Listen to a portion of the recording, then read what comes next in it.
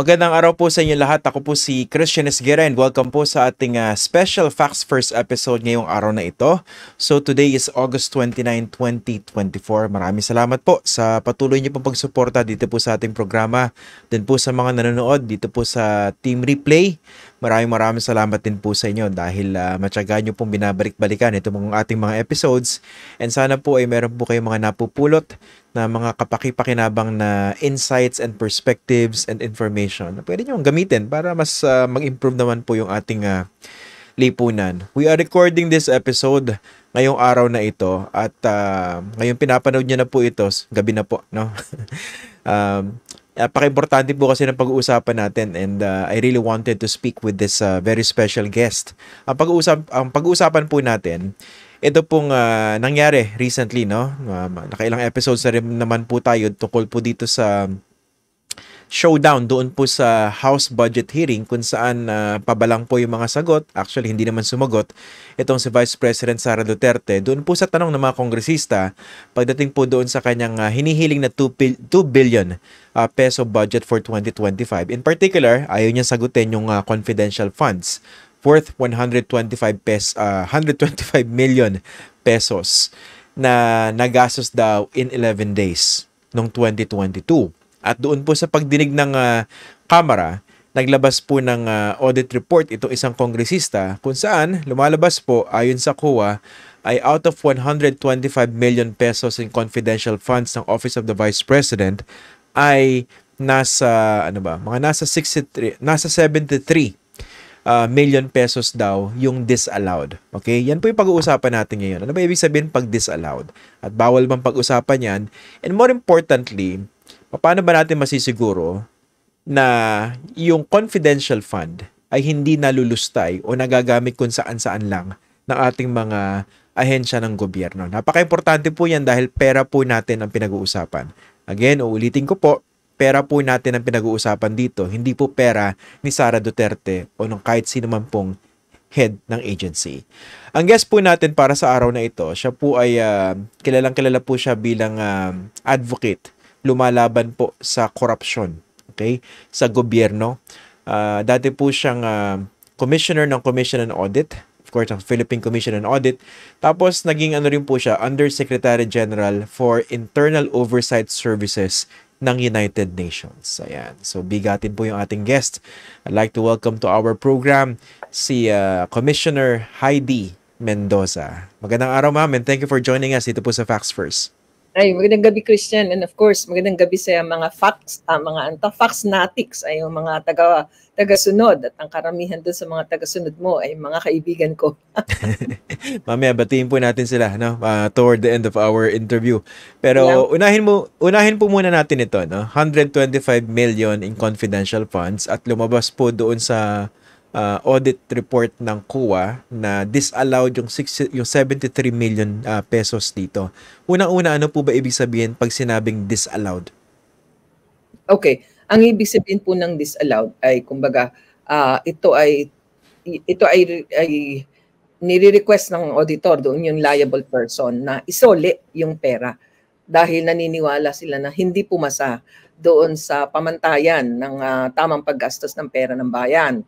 Maaaring ito ay illegal, irregular, improper,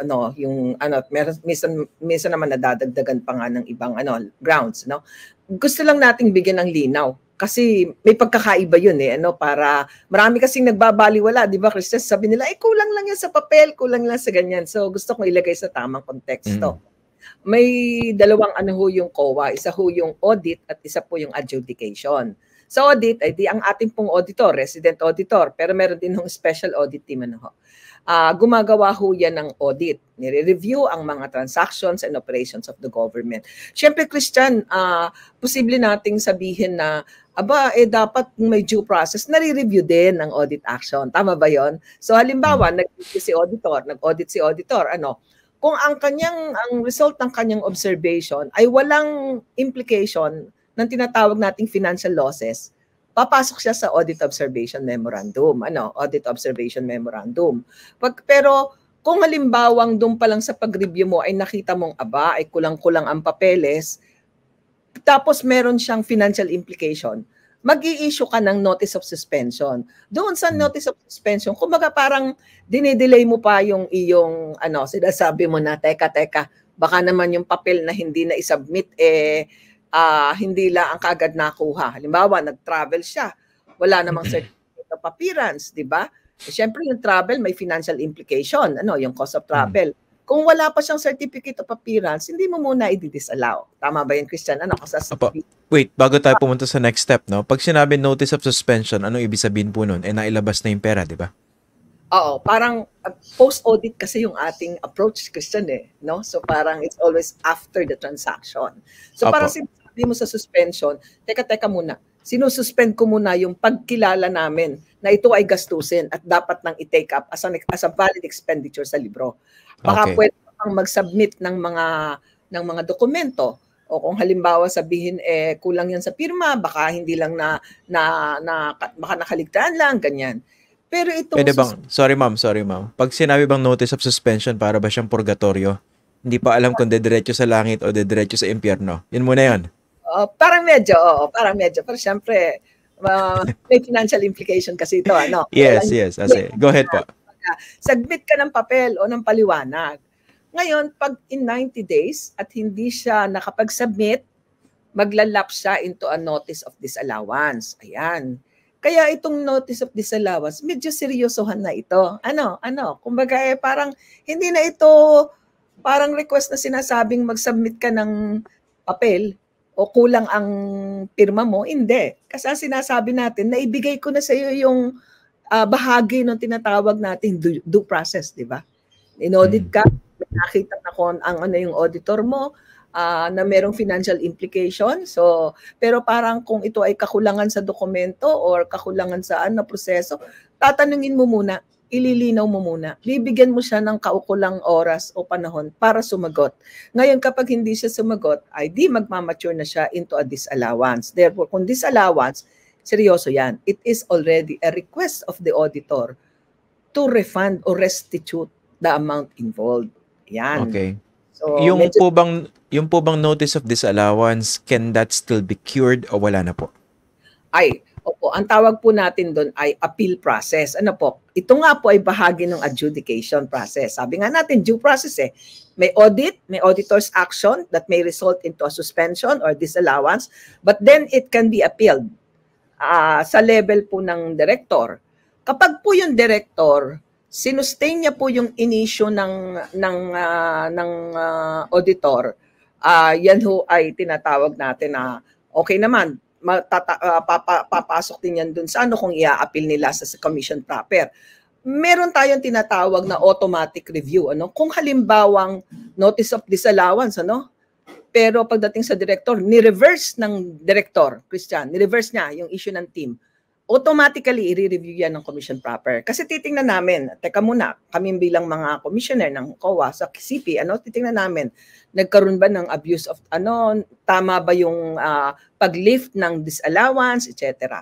Now, kung na-sustain naman yon, papasok dun sa commission proper, pag-aaralan naman yung, yung tinatawag natin na yung determination of liability. Sino ba yung liable dito? Oo. At magkano ang dapat na i-restitute sa gobyerno, So yon. Now, pagkagaling sa commission proper, kailangan kung minsan kung hindi satisfied yung mga binigyan ng notice of disallowance, tumatakbo sila sa Supreme Court.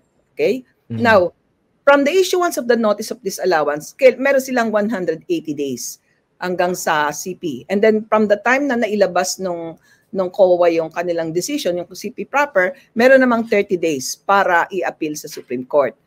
Pero hindi ibig sabihin na dahil nasa Supreme Court na, ay hihinto ang proseso ng Commission on Audit. So, ang ibig sabihin, pwedeng magdire-diretso kung saan, halimbawa, pwede na silang mag-issue ng notice of finality at yun nga, yung COA, enforcement of, yung enforcement of authority. Kumbaga, in-enforce mo na talaga na kailangan final na itong decision, kailangan ipatupad. Bayaran o ibalik, kung ano man yung kung minsan, dinideduct sa sweldo ng kung sino man ang liable. At nandun nga rin, makikita natin dun sa audit observation, nakalista din doon yung tinatawag natin na persons liable. Oo nga. Dito sa dokumento na inilabas ni Congresswoman Franz Castro, the following persons have been determined to be liable for the transaction. Si Vice President Sara Duterte, Vice President, Miss Gina Acosta, yung SDO, tapos Miss Julieta Villa del Rey. Ano po ba yung SDO? Si Miss Julieta identified dito as the Chief Accountant. Ano po ba yung SDO? Special Disbursing Officer po. Yun yung karamihan tinatamaan eh. Oo, siya yung ini-issue po ang cash advance in her name. Ano po, kunyari, ikaw ay aking Special Disbursing Officer. Ikaw yung kumbaga, pangit man yung term, ikaw yung bagman. Hindi naman technically na yun ang ibig sabihin na ako ay nagpapaliwanag lang ng madaling maintindihan. Ikaw yung may hawak. Mo, in-issue yung cash advance. Ayan, ikaw ang bibigay ng cash advance. Opo. Dito, ikaw ang binigyan, ikaw ang maglalabas. Okay. Siya yung designated person sa opisina na maglalabas actually nung salapi. Sa kanya din i-issue yung cash advance. Okay. Yung nga po, sabi niyo, pag enforcement, pwedeng ipabawi ng Commission on Audit po yun, no? So, pero ito malaki, pag final na, okay? Hindi pa natin alam kung final na ito, no? Pero kung sakali maging final ito, napakalaking pera nito, 73 million. Paano bang babawiin yon doon sa mga persons identified as liable? Again, if magkaroon na po ng finality yung action ng COA. Okay. Ilagay natin sa tamang konteksto, magiging final siya within 6 months. Within 180 days. I mean, within 180 days at wala silang gawing kilos, Yun ang aking assumption. Now, tama yun, napakalaki ng amount. Ang pinakang nito, dahil ito ay confidential funds, usually kasi Christian, ang confidential funds, comprehensive release, kumbaga halimbawa, Christian, ito ay isang opisina, malapit ko masabi, isang kaibigan isang opisina, okay, binigyan preno muna, preno. Ika-cash advance, Pag ikinash advance, comprehensive yung kailangan i-liquidate muna yon. Pagkatapos ma-liquidate, kung bigyan sila ng clearance, saka sila ulit bibigyan ng another tranche ng kanilang confidential funds. Kaya pag tiningnan natin, Christian, parang baliwala yung hindi na sila binigyan ng confidential funds. Kasi hindi nila ito maliliquidate dahil may disallowance So hindi na sila ngayon mabibigyan, di ba? Kumbaga, wala na, hindi na sila pwedeng bigyan hangga't hindi nila naliliquidate. Ngayon yung tanong mo, paano to babayaran? Ayan, karamihan sa ganyan, tinatawag nating joint and severally liable. Kumbaga, sama-sama silang sasagot. Dito siguro, i-stress ko yung aking sinasabi noon, yung punto de vista na ito yung nakakaawa sa mga yung naiiwan doon sa baba.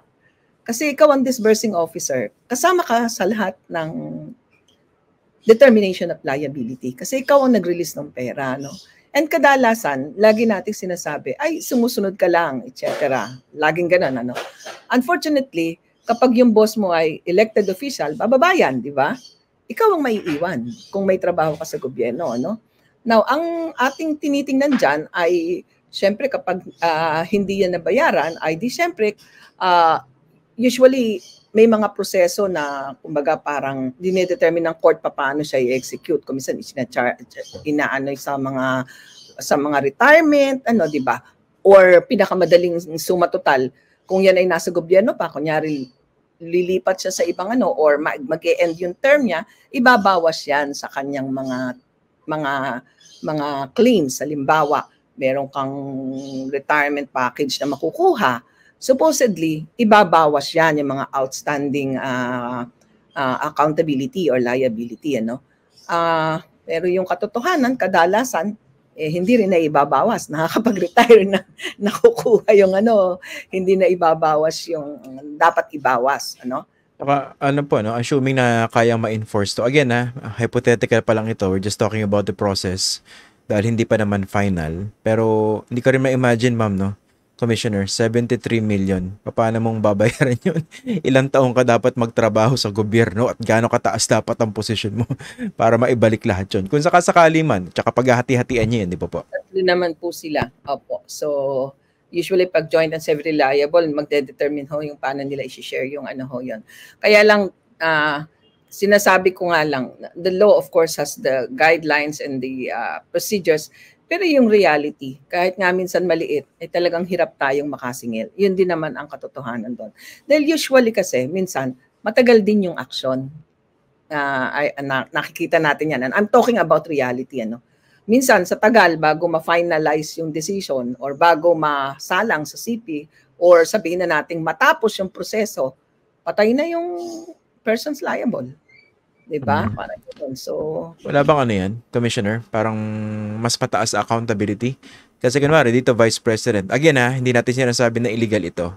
Ang clear lang, meron notice of disallowance. Pero assuming nga, umabot doon sa punto na ipabalik ito, sa proseso po ba, wala po bang ano yan? Parang effort to distinguish liabilities. Kasi hindi naman maglalabas ang 125 million yung Malacanang in confidential funds papunta sa OVP kung ang magre-request lang yung disbursing officer o yung chief accountant, di ba? So definitely, yung pinakamataas ang dyan, ang sinunod dyan, di ba? Na opisina. Okay, ganito yan, Christian pagdating sa CP niyan, yun nga yung determination of liability and sino yung liable, di ba? Dyan, nakalagay nga dun sa ating guidelines, ang liable dyan usually yung head of agency, di ba? Kasi hindi naman natin tinitingnan yung kumbaga tinitingnan natin ay sabi nga natin ay ating dinidisallow yung paggastos. Kaya ang tinitingnan sino ang nag-utos naggastusin.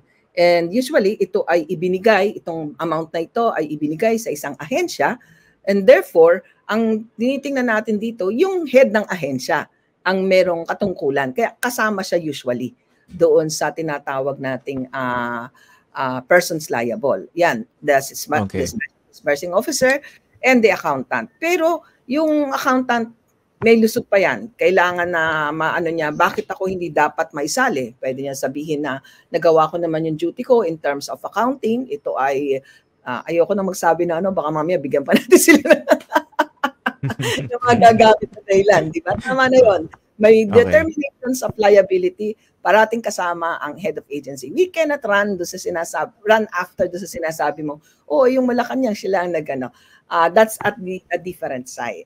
Hindi, ang tinutukoy ko po yung head of agency. Kunwari yung dito in this case, Office of the Vice President. Kasi hindi naman ililipat yung confidential fund sa kanyang opisina kung kahit sino lang naman yung nag-request from the OVP. Syempre, nilipat yun dahil na-request ng head of agency. Di ba? Yun ang presumption. Nakalagay ata siya dyan sa notice of disallowance, if I'm not mistaken.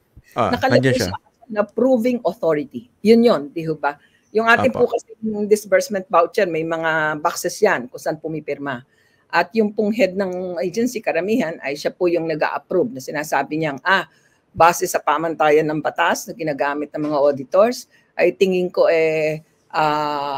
pwedeng aprubahan, ina-aprubahan ko, ino-oohan ko, pinapayagan kong gamitin ang perang ito within the rules of the joint circular. Again, base rin sa dokumento na inilabas doon sa pagdinig sa Kamara, ang nakalagay dito, name Honorable Sara Duterte, position designation Vice President, and then yung nature of participation in the transaction, approved the transaction including the utilization of the cash advance. Ayun, malinaw yun. By the way, Commissioner, ilinawin lang po natin sa mga viewers natin. Ang pinagbabasihan po ng ating discussion ay yung Joint Memorandum Circular number 2015-01 dated January 8, 2015. Ito po yung Joint Memorandum Circular sa pagitan ng Commission on Audit, Department of Budget and Management, Department of the Interior and Local Government, GCG, yung Good Governance, ito, bagong tatag to ng panahon ng Aquino administration. Tapos itong Department of National Defense. At si Commissioner Heidi Mendoza, isa po siya doon sa, actually mukhang kayo nga po nag-draft nitong Joint Memorandum Circular na ito. Tama po ba? Hindi naman natin pwedeng akuin lahat. Task force po yan. Christian, habulin ko lang yung binanggit mo kanina. Nung binasa yung persons liable, sinabi mo ay for approving and utilizing. Tama ba? Pakiulit nga. Approved the transaction including the utilization of the cash advance. So nandun, very clear yung participation. Approval and utilization. Kasi including hindi naman niya sinabing approve the utilization. Magkaiba yon. Ito ay approving and the transaction and utilization, tama ba? Approve the transaction including the utilization of the cash advance. So medyo well-defined yung ano doon na kasama siya doon sa ano. Okay. Isa ko pong tanong, Commissioner, kung sakaling, yun nga, magkaroon ng finality rito at pinapasole at hindi na isole, pwede ba itong maging basehan, kunwari, para mag-file ng graft case against the government official involved? Actually, ang magde-determine yan ay yung tinatawag nating ito kasi yung aking iniintindi dito, itong dilemma nito ay hindi ko masyadong na-capture kasi iba-iba yung term na ginagamit during the hearing. Is this an AOM or is this already an audit report? 'Di ba? Kasi kung audit report yan, meron na yan dapat recommendations. Ano? Pero it looks like it's hindi ko alam kung paano dinescribe ni kung is it a report or just an AOM. Hindi, parang ang nilabas lang nila dokumento nakalagay lang notice of disallowance, pinaka sa letterhead. Disallowance. Pero it is most likely na siguro meron na rin silang final report on this, ano. Kasi ang hinahanap ko dito yung management comment, Christian, 'di ba? Ang notice of disallowance kapag ipe-present din yan sa tinatawag nating exit conference at ibibigay yung management comment, yun ay ika-capture doon sa audit report. Now, ano nga po yung tanong? Sorry, ang dami ko sinabi. Ano yung tanong? Hindi, pwede po ba yung gawing basehan eventually? Can this mature into a graft case against, kunwari, the government official involved? If they failed to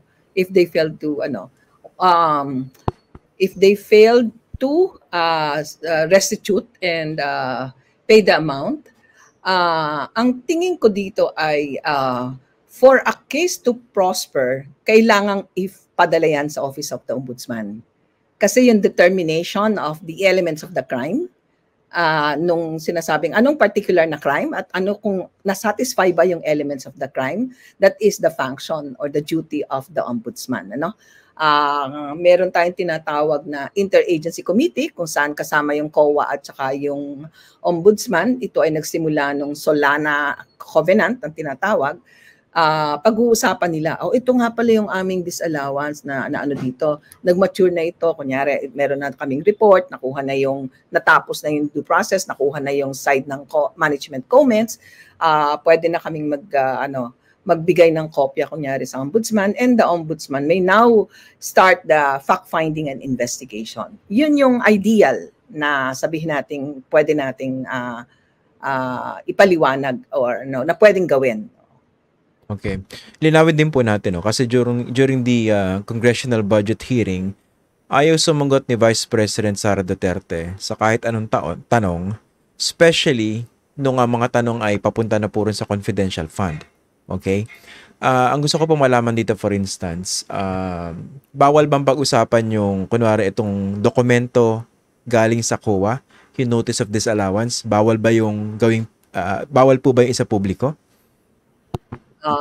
Magkakaiba yung punto. Maganda yung tanong mo kasi may mga iba na ako nababasa na mukhang tinitwist yung ano.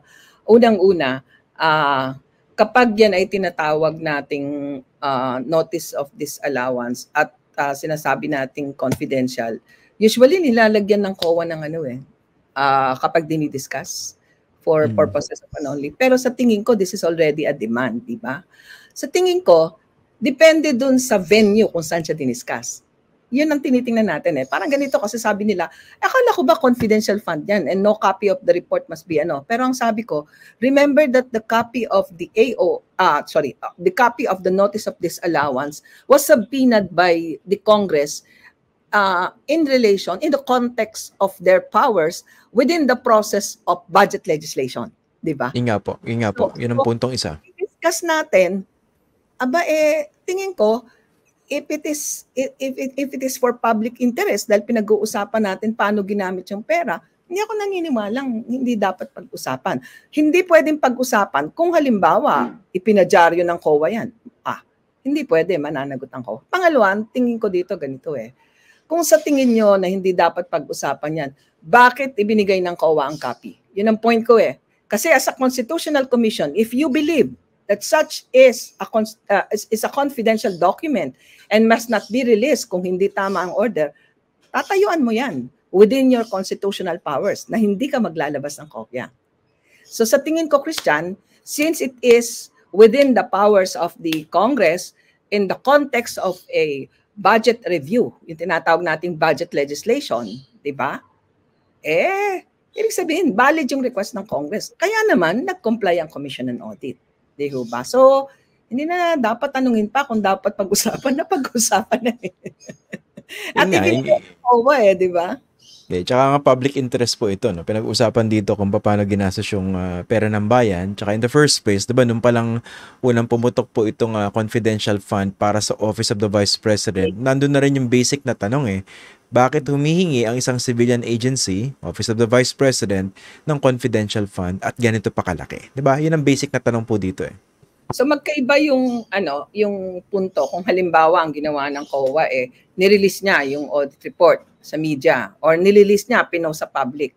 Magkaiba 'yon, 'di ba? Ibang usapan 'yan. Ito hindi Sinabpi na siya 'di ba? At ni-recognize ng commission na valid yung request. And therefore, hindi natin pwedeng kontrolin yung deliberation and discussion, 'di ba? Kasi it is within the context of budget deliberation or budget review. At sabi ko nga, kung naniniwala silang hindi valid yun at hindi dapat ibinigay, the commission as an institutional, as a constitutional commission, dapat tinayuan nyo na hindi dapat itong ibigay kasi ito ay part ng tinatawag natin, covered ng joint circular na Pero the very fact that they, submitted ibig sabihin, ni-recognize nila yung authority ng Congress to do that. And therefore, the discussion is legal. Tsaka siguro naman wala namang detalyeng pinag-uusapan dito to compromise whatever national security issues might be affected. Wala namang sinasabi kung saan mismo dinala, 'di ba? Kung sino yung binigyan ng kung meron man talagang binigyan ng ng reward o yung ano man yung impormasyon na binili, hindi naman 'yun ang pinag-uusapan, 'di ba? Yung detalye, walang ganoon. Actually, yun ang bottom line, di ba? Bakit natin siya ginawa ng confidential, ng isang separate na rules and procedures?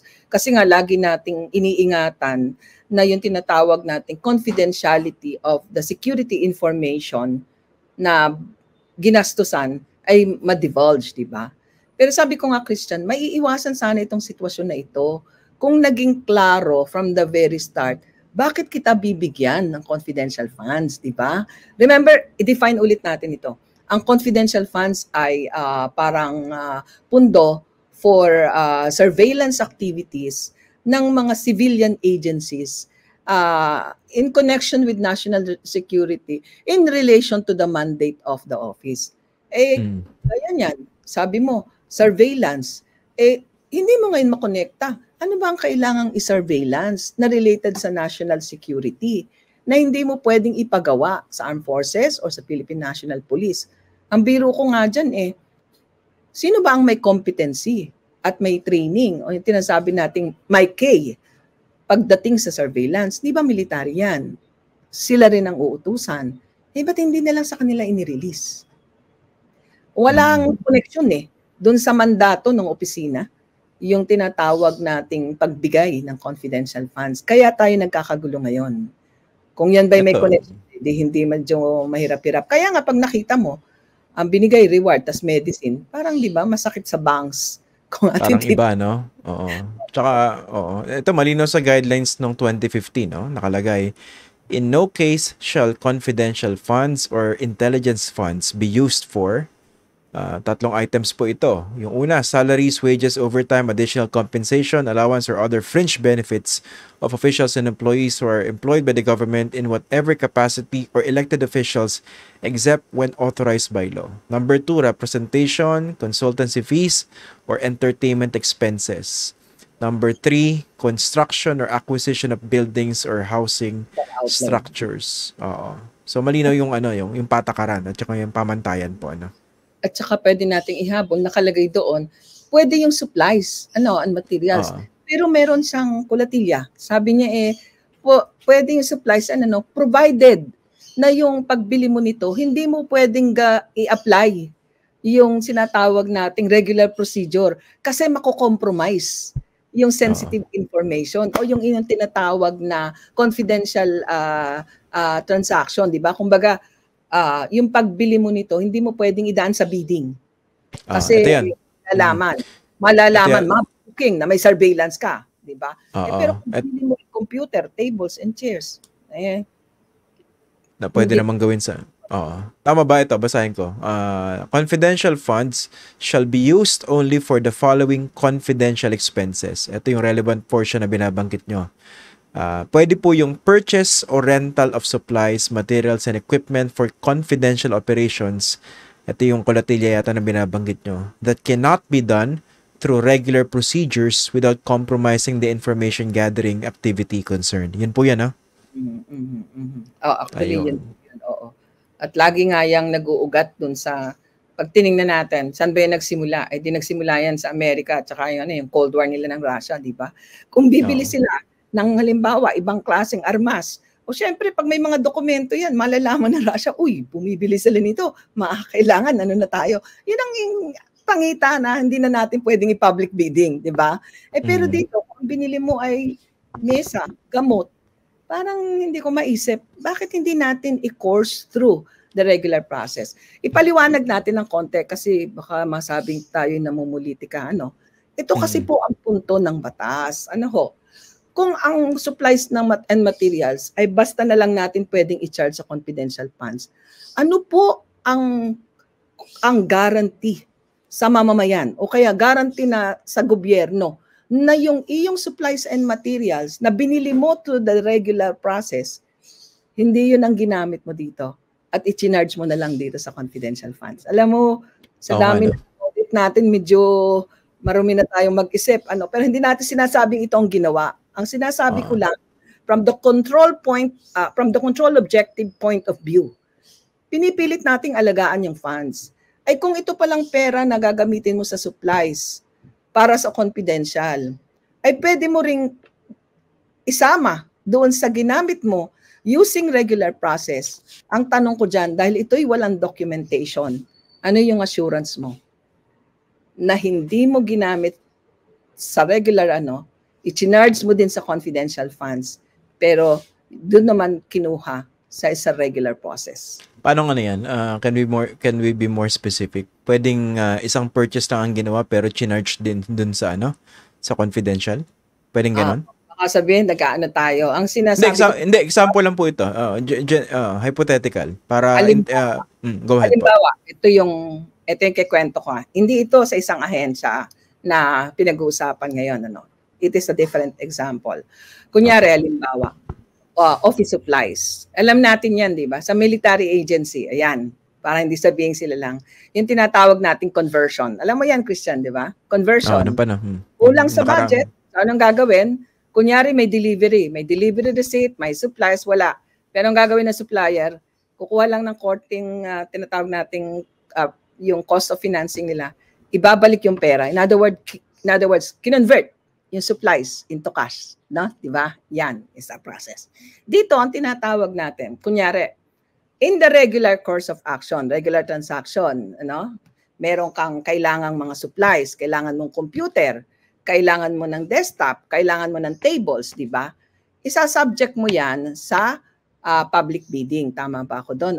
So, ang una nating pwedeng sabihin ay, okay, nag-public bidding ka, nakapag-ano ka na ng table, nakapag-ano ka na ng mga chairs. Dito sa confidential funds, parang sabi mo, wala naman tayong document na isasubmit dito. Ilagay na lang natin purchase of tables and di ba? Wala kang hahanaping resibo documentation lang. That's one. Second, may isa pang pwede. Sabi natin, naku, maraming nahingi ng tables and chairs, maraming nahingi ng mga kaya lang, exceeded na yung ating item para sa expense item para dyan sa mga equipment na yan. Mabuti pa ang gawin na lang natin, i-charge natin sa confidential funds para makabili rin tayo, pero in-skip natin yung tinatawag nating proseso ng public bidding, di ba? Okay. At in-skip natin yung budgetary control, di ba? Kasi na-exit nila So, may tatlong sitwasyon na pwedeng mag-apply. Doon lang nalang tayo sa dalawa para mas simple. Parehong mali, pero mukhang mas mali yung una. Tama ba?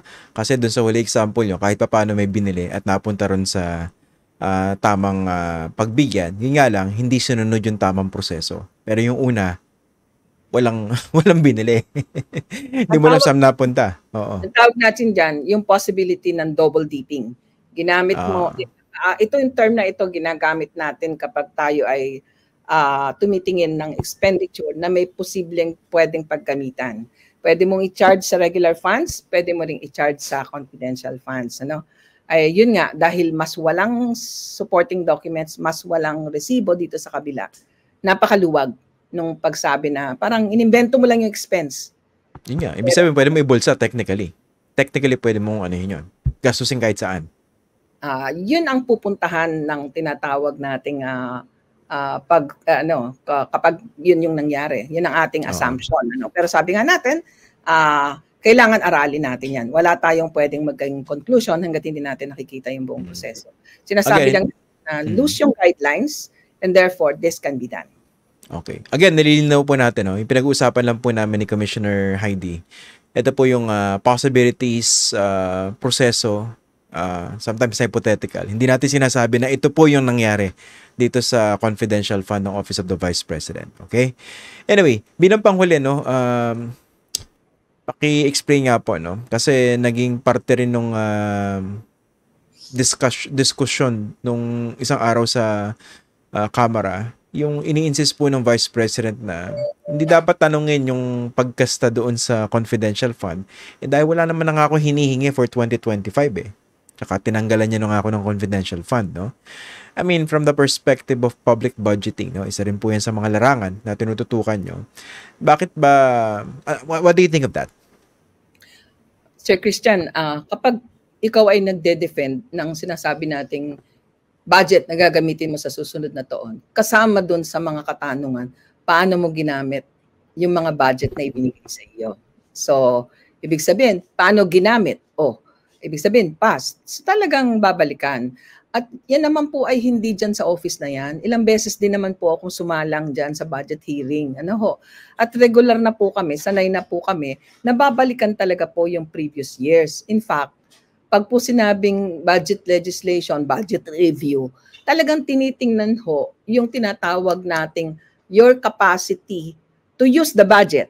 Tama po ba? So pag tinawag nating your capacity to use the budget, ang gustong i-evaluate, abay dapat tingnan yung history ng iyong paggamit ng budget. Diba? Your capacity to use the budget, ang your actual performance in terms of budget utilization for the previous years. Kaya nagtataka ako at idinidefend pa ito ng dating chair ng appropriations, tsaka ng dating presidente. Sabi ko naman, parang malinaw naman. Pag kinahanap yung proposal sa budget, titingnan din paano ka nag-perform. Kumbaga ito yung iyong pamantayan. Bibigyan ba kita ng mas malaking fund?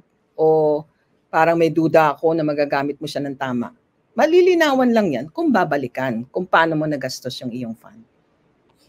Okay, napakalinaw po, Bago po tayo magtapos, I think meron kayong plug, Baka makalimutan niyo, ako na po nagpapaalala sa inyo.